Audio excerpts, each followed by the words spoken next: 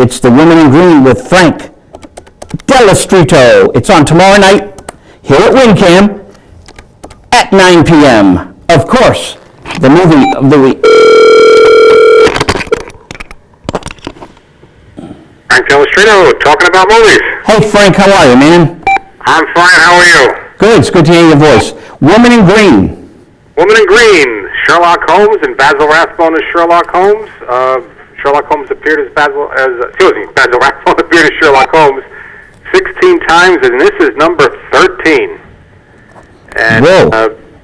And the movie came out in July 1945, so the war is over in Europe, and 2 weeks after this movie comes out, the bomb drops on Hiroshima. So the world is changing, and one of the casualties of that world will be movies like the Sherlock Holmes series, because all these detective series that played through the war years and were very popular in theaters, tastes just changed afterwards. Television started coming in, they stopped making movies like that. So this is not quite the last of a dying breed, but it's near the end. And quite frankly, Basil Rathbone was probably glad to see it end. Well, Go ahead. let me ask a question. You had Charlie Chan movies around the same time? Oh, yeah. Was that Warner Oland? Well, Warner Oland was in rough terms, Warner Oland was the Charlie Chan of the 1930s, and then Sidney Toler was the Charlie Chan of the 1940s. Aha. Quite a clean break.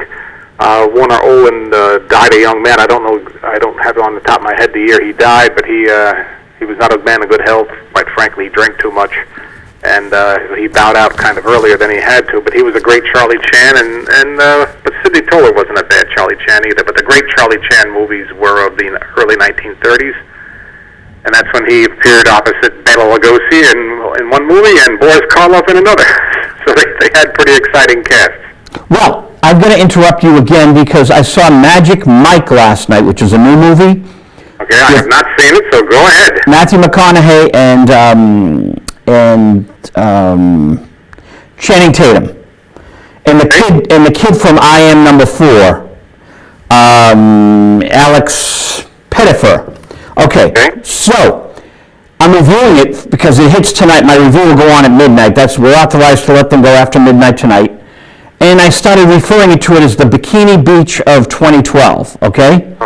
Okay. And in Bikini Beach is Boris Karloff. Is it Boris Karloff or is it Basil Rathbone? Boris Karloff, it said on IMDb. I was very impressed as the art dealer. In Bikini Beach? Yeah, so look that up tonight on IMDb. And uncredited Elizabeth Montgomery. Well, she was kind of young then, right? Yeah, just the voice, Elizabeth Montgomery. So, because we need new bikini beaches, and they all go to an island in the boats. It's a very summery movie, that's why I brought it up. It's called Magic Mike. Anyway, back to Basil Rathbone. The Wrath of Rathbone. Well, when Basil Rathbone first played Sherlock Holmes, he was glad to get the role because he was at last being a good guy, because he was always a villain in 1930s movies. And then he played Sherlock Holmes and not much else. He made other films in the early 40s, but not many. He made a lot of Sherlock Holmes movies. He made 12 Sherlock Holmes movies in 4 years or so. And he became typecast, and he started realizing it was costing him parts.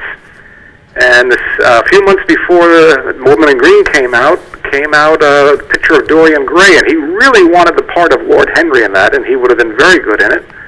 But he was just brushed aside. Wow.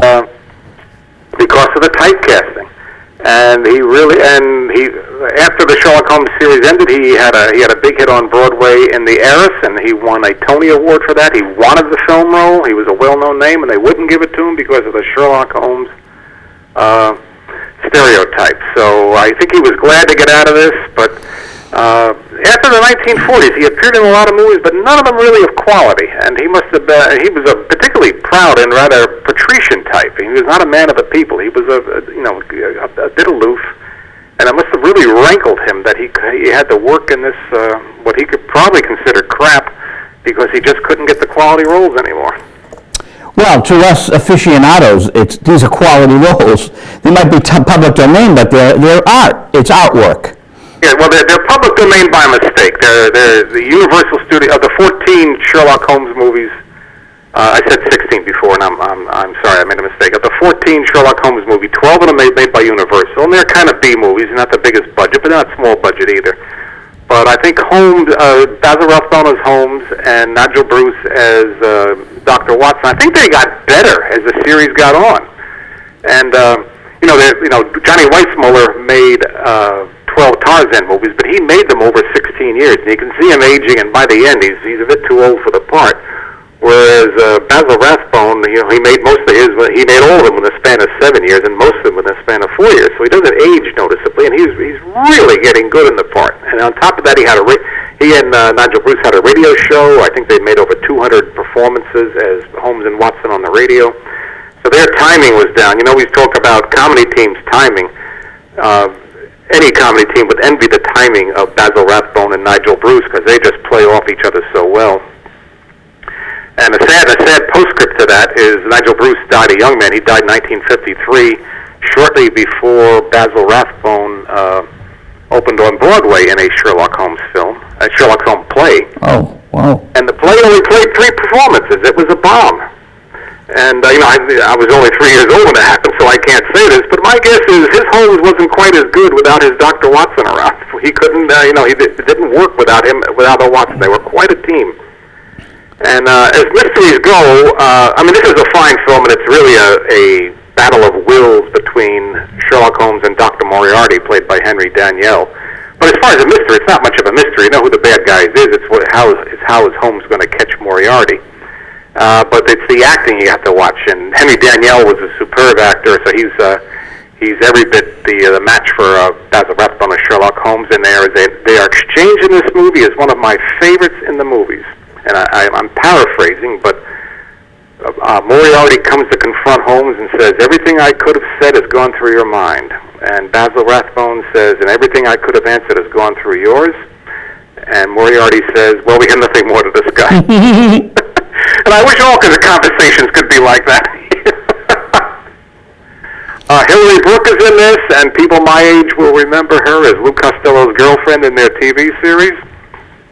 And an interesting thing about Hilary Brooke, I mention every time one of her movies is on, is that she was born in New York and apparently naturally spoke with a New York accent, but to distinguish her as a young actress, she affected a British accent. And it became so much a trademark of hers that she dared not speak in front of a producer in her natural accent. And pretty soon, she dared not speak at all. So her life, her voice, her whole accent became what she had invented for the movies. But she spoke with a slight British accent, which was totally an invention of hers. But that became the way she spoke, because that was her trademark. She was known as the blonde with the British accent, and she appreciated that. We have 20 seconds left. Okay. I won't say any more about this movie. 3 months ago, you sent me a long list of movies that we would be showing, and you have kept to your list, but I don't know what next week's is, so you owe me a new list. We're getting you. Anthony said it tonight. He said we're going to get Frank a new list, so there you have it. Okay. Thanks, Frank. All right, Women in Green. Bye-bye. Women in Green, tomorrow night, WinCAM, 9 p.m. Be here for the Woman in Green, and you'll hear this interview again. And that's Visual Radio for June 28th, 2012. Roxanne Fontana, Frank Dello Stritto. Thank you, Anthony.